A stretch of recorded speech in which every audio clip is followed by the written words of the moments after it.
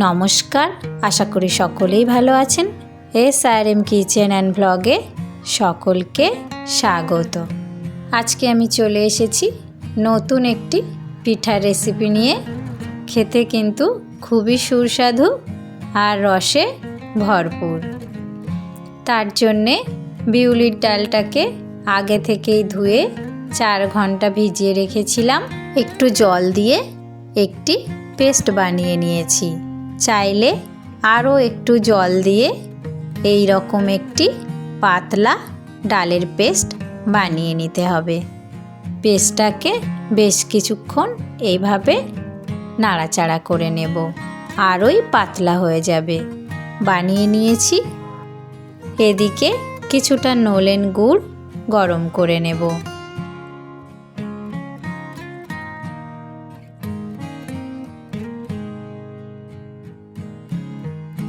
কড়াইতে সাদা তেল মিডিয়াম গরম করে নিয়েছি। এই রকম একটি ছাঁচ তেলের উপর বসিয়ে দিলাম। পাতলা ডালের পেস্টটাকে অল্প পরিমাণে ছাঁচের উপর ঢেলে দেব, যেন হাফ পরিমাণে থাকে, তাহলে ফুলে গিয়ে ছাঁচটা পূর্ণ হয়ে যাবে আর এইভাবে নাড়া দিলেই খুলে আসবে। একইভাবে আবারও একটি পিঠা বানিয়ে নেব। আর দেখুন কত সুন্দরভাবে পিঠাগুলো ফুলে ছাঁচটা পূর্ণ হয়ে যাচ্ছে। একটু নাড়া দিতেই খুলে আসছে। একের পর এক একই মাপের একই সাইজের পিঠা তৈরি করে নেব আর লাল লাল করে ভেজে নেব। ভিডিওটি ভালো লাগলে চ্যানেলটিকে সাবস্ক্রাইব করে পাশে থাকবেন, লাইক কমেন্ট শেয়ার করবেন।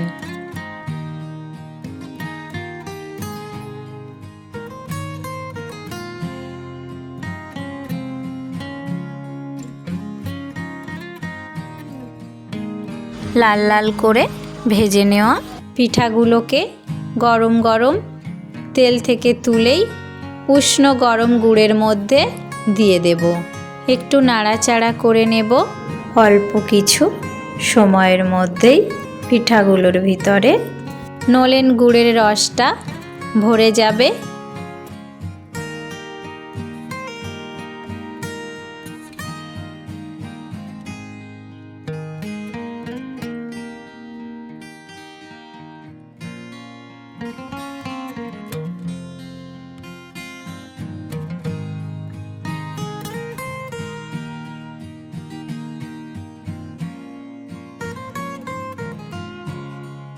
রসে থেকে তুলে নিয়ে উপর থেকে কিছুটা আমন্ড কুচি দিয়ে দিলাম আর গরম গরম পরিবেশন করে দেব। নলেন গুড়ের রসভরি পিঠা খেতে কিন্তু অসাধারণ।